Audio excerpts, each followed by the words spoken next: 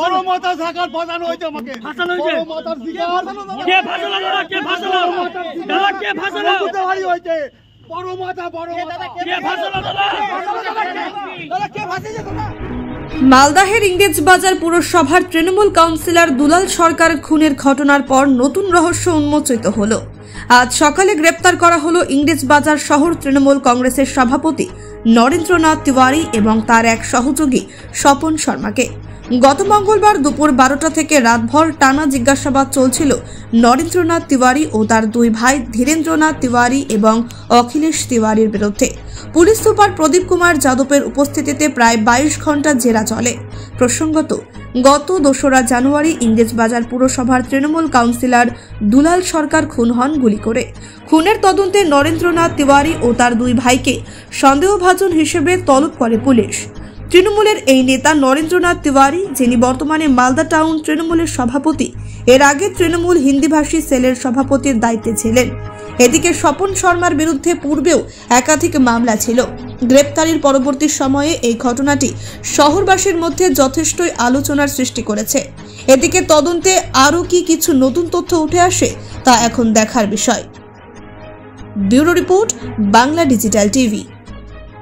চক্রান্ত শিকার, হ্যাঁ চক্রান্তের শিকার আপনি। চক্রান্ত শিকার অবশ্যই, বড় মাথার শিকার, বড় মাথার শিকার, হ্যাঁ বড় মাথার শিকার বাংলা হইতে বড় মাথার শিকার আমি। আত্মীয় স্বজনদেরকে নিয়ে এলাকা দখল করলেন আর দুলাল সরকার ওখানকার কাউন্সিলর হয়ে গেল। ও দাঁড়াতে পারেনি, ওই জন্যই ওরা ওখানে আমাদের মধ্যে ঝামেলা চলছিল এবং আফটার ইলেকশন, মিশ্র ইলেকশনে ওদের মধ্যে ঝগড়া হয়। আমরা সেই সময় দুলাল সরকারের পক্ষে নিয়ে আমরা বলেছিলাম যে নরেন্দ্রনাথ তিওয়ারি কিন্তু এসব করছে। তাও নরেন্দ্রনাথ তিওয়ারিকে কেউ বা কারা মদত করছিল, আমরা পুলিশকে বলেছিলাম, সবকে বলেছিলাম। অবশেষে এই ঘটনা ঘটল, যেটা আমরা প্রথম দিকে। আর নরেন্দ্রনাথ তিওয়ারি অনেককেই বলেছে যে আমি শেষ দেখবো, আমি দুলাল সরকারকে মারবো, বাবলাকে মারবো, এটা অনেককেই বলেছে।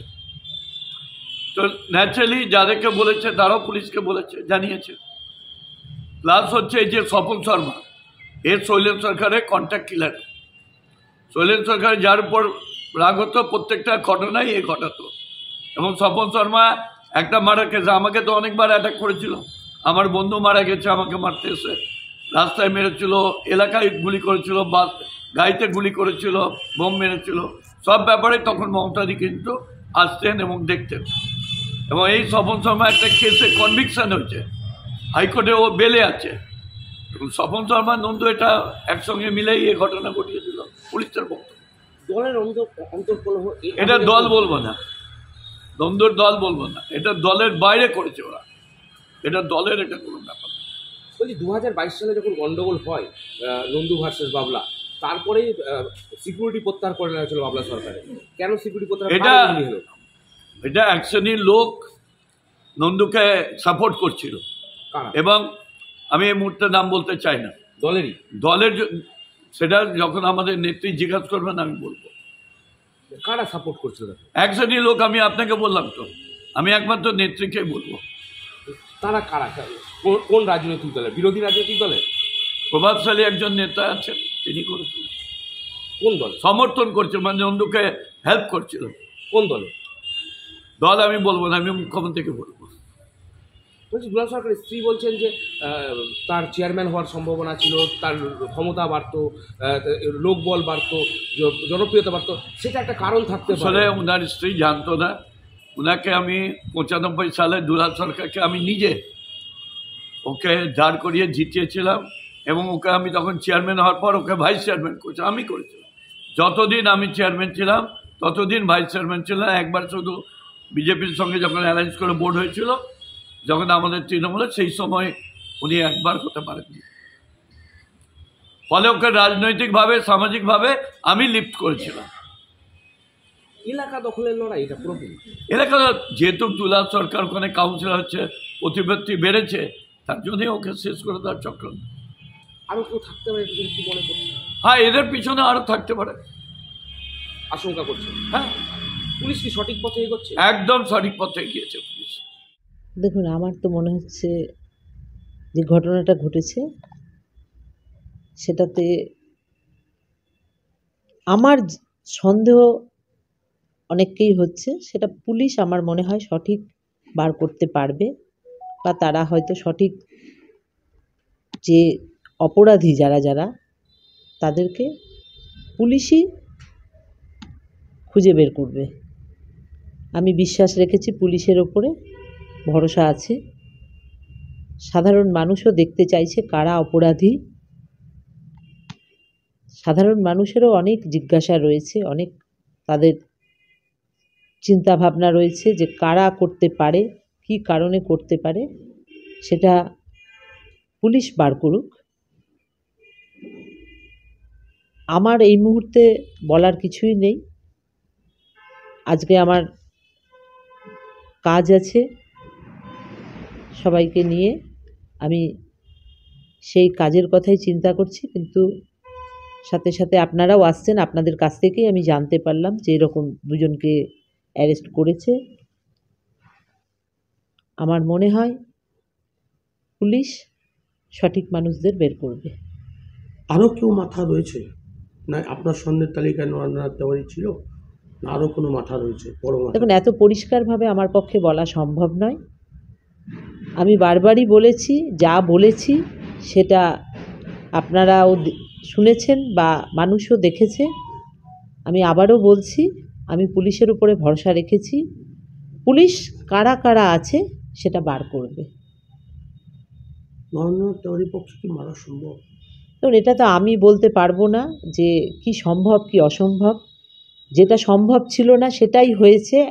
একজন মানুষকে এইভাবে নৃশংসভাবে হত্যা করেছে। কতখানি নৃশংসতা মানুষের মধ্যে থাকতে পারে যে এই ঘটনা ঘটিয়েছে, এটা সময় বলবে, আর বাকি তদন্ত করে উঠে আসবে। স্বপন শর্মাকে কি চিনতেন আপনি? আপনার সঙ্গে পরিচয় ছিল বা দাদার সঙ্গে পরিচয় ছিল? দেখুন, একটা মানুষ যে মালদায় এতদিন ধরে আছে, আমরাও বিভিন্ন পদে রয়েছি, আমাদের সাথে কম বেশি সৌজন্যমূলক আলাপচারিতা সবার সাথেই রয়েছে। আমি ওনাকে চিনতাম। আমি জানি না কি বিষয় রয়েছে। আমি এখনও বলছি পুলিশ এই তদন্ত করে বার করবে। তৃণমূলে ইন্টারনাল কী আছে সেটার ব্যাপারে আমরা জানি না, কিন্তু এটা ক্লিয়ার, আমাদের প্রথম থেকে ধারণা হয়েছিল এটা তৃণমূল ভার্সেস তৃণমূল। সেটা জায়গা জমির গণ্ডগোল নিয়ে হোক, রাজনৈতিক লড়াই নিয়ে হোক, এলাকা দখলের লড়াই নিয়ে হোক, এইটা আমাদের কাছে কিন্তু আমাদের একটা ধারণা ছিল। এবং শহরের মানুষও কিন্তু, সাধারণ মানুষ যারা খবরের কাগজ দেখে, রাজনীতির খবর রাখে, তারা কিন্তু সবাই এই বিষয়টি আলোচনা করছিল। তো পুলিশ গতকাল টাউন প্রেসিডেন্ট তৃণমূলকে অ্যারেস্ট করেছে, তার সঙ্গে আরেকজনকে অ্যারেস্ট করেছে। এবং এখন তৃণমূলের এই নতুন তরজা আবার দেখছি, আমি করিনি, বড় মাথা আছে, ও করেছে, এই ব্যাপারগুলো কিন্তু তৃণমূলই বলতে পারবে। আর পুলিশ নিশ্চয়ই এটা সঠিকভাবে তদন্ত করে বার করবে। তদন্তটা যতটা এগিয়েছে পুলিশ তাড়াতাড়ি করে, আমার মনে হয় পুলিশ এটা তাড়াতাড়ি বের করবে তৃণমূলের আর কে কে এটার সঙ্গে জড়িত আছে। এবং সারা শহরের যে আইন শৃঙ্খলা বলে কিচ্ছু নাই, কখন কে মারা যাবে, শহরের মানুষ কিন্তু আতঙ্কিত হয়ে গেছে। কারণ এত বড় একটা নেতা যাকে দিন দুপুরে এইভাবে নৃশংসভাবে হত্যা করা হলো বাইরের থেকে ক্রিমিনাল এনে, এটা কিন্তু মালদা শহরে নজিরবিহীন। মালদা শহরে এরকম ঘটনা কিন্তু ঘটেনি। এবং এখানে যেটা আমাদের কাছে খবর এলো যে রোহন বলে যাকে সাসপেক্ট করছে পুলিশ, তার সঙ্গে স্বপন শর্মার একটা রিলেশন ছিল, তার সঙ্গে ঘোরাঘুরি করতে সেই সময় দেখা গেছে বা এরকম কিছু হয়েছে, সেই কারণে স্বপন শর্মাকে অ্যারেস্ট করেছে। এরা সকলেই, স্বপন শর্মা, নন্দু, এরা সকলেই, আরও যারা আছে সকলেই মালদা শহরের পুরনো লোক। এরা বিভিন্ন এলাকায় চিরকালই এরা স্ট্রংম্যান হিসেবে পরিচিত। এখন এদের মধ্যে কোথায় কার স্বার্থে কি আঘাত লেগেছে সেটা পুলিশের তদন্তেই জানা যাবে।